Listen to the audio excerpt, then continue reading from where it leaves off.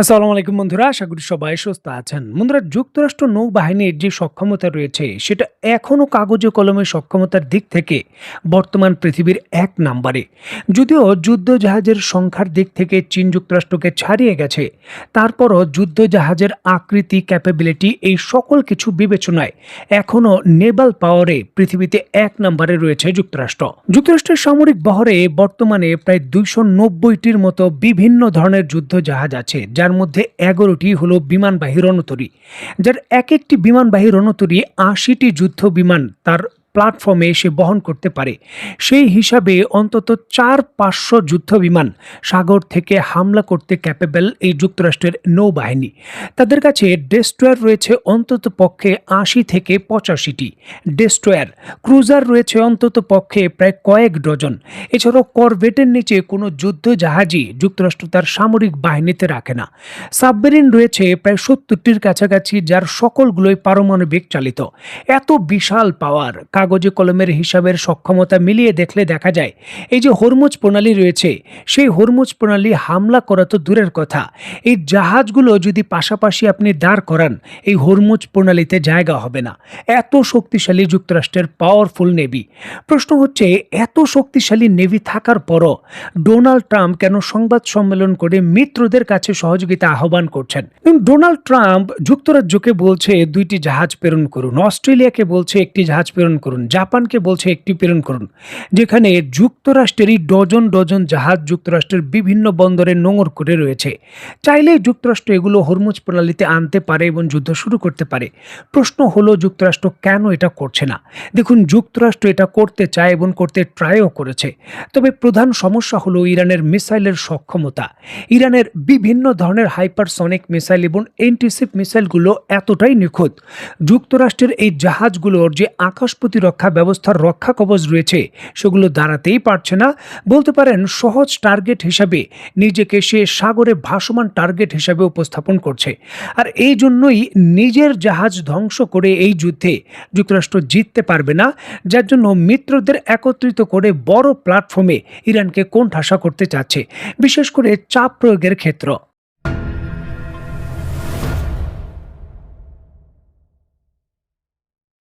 মাত্র একদিন পূর্বেই ভূমধ্যসাগর থেকে হরমুজ প্রণালীতে যুদ্ধ করার জন্য রেড সির উপকূল দিয়ে যুক্তরাষ্ট্রের যে ফরওয়ার্ড নামক জাহাজটি, বিমানবাহী রণতরীটি একেবারে প্রকাশ্যে আসতে চেষ্টা করেছিল 2000 কিলোমিটার দূরে ইরানের যে ব্যালিস্টিক অ্যান্টিশিপ মিসাইল রয়েছে সেটা নিখুঁতভাবে হিট করেছে। এই বিষয়ে একমধ্যে আমি একটা ভিডিওতে জানিয়েছিলাম।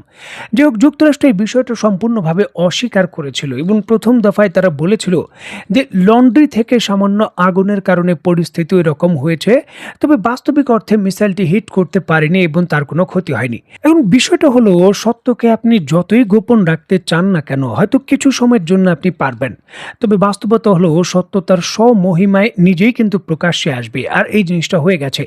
নিশ্চয়ই দেখতে পাচ্ছেন, পশ্চিমা বিশ্বের দ্য নিউ ইয়র্ক পোস্ট থেকে শুরু করে ওয়াল স্ট্রিট জার্নাল বা যুক্তরাষ্ট্রের বড় বড় সংবাদ মাধ্যম নিশ্চিত করছে যুক্তরাষ্ট্রের যে ইউএসএস জেরাল্ড আর ফোর্ড নামক যে বিশাল বিমানবাহী রণতরীটি ভূমধ্যসাগর থেকে ইরানে প্রবেশ করতে চেয়েছিল এবং ইরান দাবি করেছে সরাসরি মিসাইল হিট করেছে, সেই বিমানবাহী রণতরীতে গত 30 ঘন্টা ধরে খুবই শক্তিশালীভাবে অগ্নিকাণ্ডের ঘটনা ঘটছে এবং প্রচণ্ডভাবে আগুনে পুরো জাহাজটি মারাত্মকভাবে ক্ষতিগ্রস্ত এবং কোনোভাবেই গত 30 ঘন্টায় যুক্তরাষ্ট্র এই আগুন থামাতে পারেনি। এখন দেখুন, বিষয়টার যে লজিক আমাদের বুঝতে হবে। একটি বিমানবাহী রণতরী যেটা সাগরে ভাসমান, মানে পানির উপর ভাসমান, এখানে পানি ব্যবহার করার জন্য কোনো ধরনের প্রতিবন্ধকতা নেই। সাগর থেকে পানি উত্তোলন করবেন আর আগুনের ভেতর মারবেন, আগুন কিন্তু নিভে যাবে। তবে বড় ধরনের ক্ষতি হওয়ার কারণে বা স্ট্র্যাটেজিকভাবে গুরুত্বপূর্ণ জায়গায়, যেমন ধরুন ইঞ্জিন রুমে আঘাত করলে সেটা অত্যন্ত বিপজ্জনক। দ্বিতীয় আরও বিপজ্জনক হলো মিসাইল এবং বিভিন্ন ধরনের বোমা রাখার যে কম্পাউন্ড, যুদ্ধ বিমানে ব্যবহার করার জন্য যে মিসাইলগুলো লোড আনলোড করা হয় সেই মিসাইলের যে গোডাউন রয়েছে বিমানবাহী রণতরীতে, সেখানে যদি সাধারণ একটি শায়দ 136 ড্রোন গিয়েও হিট করে কম বিস্ফোরক নিয়ে, তার ইন্টারনাল বিস্ফোরণের সঙ্গে বিস্ফোরণ ঘটিয়ে এটা বড় ক্ষতি করবে। যুক্তরাষ্ট্রের জন্য কিন্তু এই ধরনের ঘটনা বিপজ্জনক। আর যুক্তরাষ্ট্রের ওই বিমানবাহী রণতরীতে নিখুঁতভাবে হিট করার জন্য এই ধরনের ঘটনা ঘটেছে তেমনটা কিন্তু আন্দাজ করা হচ্ছে। কারণ 30 ঘন্টার মধ্যেও সেই বিমানবাহী রণতরীর অগ্নিকাণ্ড থামানো যায়নি। খোদ যুক্তরাষ্ট্রের সংবাদ মাধ্যমগুলো নিশ্চিত করছে শত শত সাইলট যারা রয়েছে, সেই বিমানবাহী রণতরীর নাবিক যারা রয়েছেন, বর্তমানে ফ্লোরের উপর ঘুমাচ্ছেন। এমনকি তাদের প্রাকৃতিক কাজ সারার জন্য যে টয়লেটের ব্যবস্থা রয়েছে সেই সিস্টেমটিও সম্পূর্ণভাবে এই আঘাতপ্রাপ্ত হওয়ার কারণে বন্ধ হয়ে গেছে। মানে টেকনিক্যালভাবে আমরা বলতে পারি যে যুক্তরাষ্ট্রের নাবিকদের এখন বাথরুমে যাওয়াও বন্ধ। এখন প্রশ্ন হলো, পরিস্থিতি যখন এমতো অবস্থায়, তখন যুক্তরাষ্ট্র এই নাগরিকদের বা এই নাবিকদের কেন মিত্র কোনো দেশের যে বন্দর রয়েছে সেখানে তাদের নামিয়ে দিয়ে এই যে বিমানবাহী রণতরী রয়েছে তার মেরামত করছে না? অনেক সামরিক বিশেষজ্ঞ এখানে বলছেন যে গোপন এই সকল চিত্র, এই যে বিমানবাহী রণতরীটি ক্ষতিগ্রস্ত হয়েছে সেটা কিন্তু ফ্লাশ হয়ে যেতে পারে। আর এই জন্যই কিন্তু মিত্র দেশের কোনো ধরনের পোর্টে একে নোঙর করা হচ্ছে না।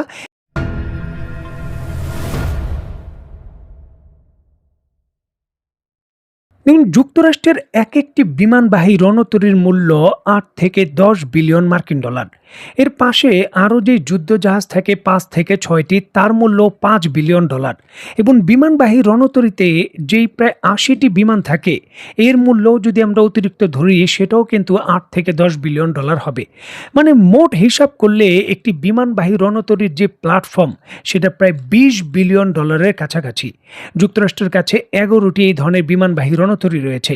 মানে সার্বিকভাবে মোট যুক্তরাষ্ট্রের এই বিমানবাহী রণতরীর প্ল্যাটফর্মের যে মূল্য সেটা 200 বিলিয়ন মার্কিন ডলার।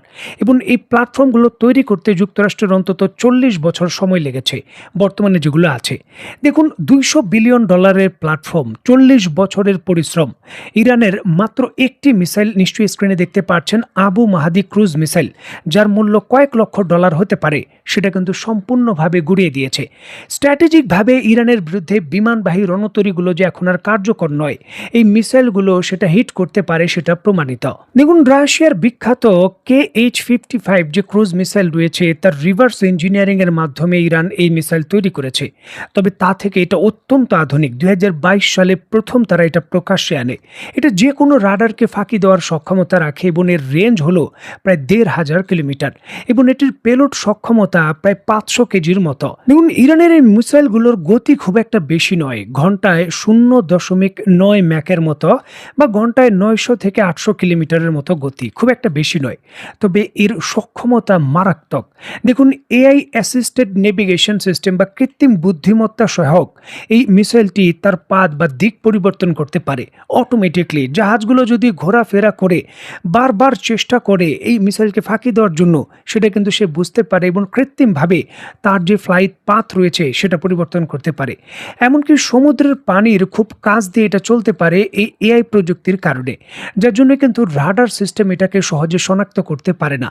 আর এই জন্যই কিন্তু যুক্তরাষ্ট্রের এই মাল্টি বিলিয়ন ডলারের যে আকাশ প্রতিরক্ষা ব্যবস্থা রয়েছে তা এর বিরুদ্ধে তেমনভাবে যৌক্তিকভাবে প্রতিরোধ গড়ে তুলতে পারছে না।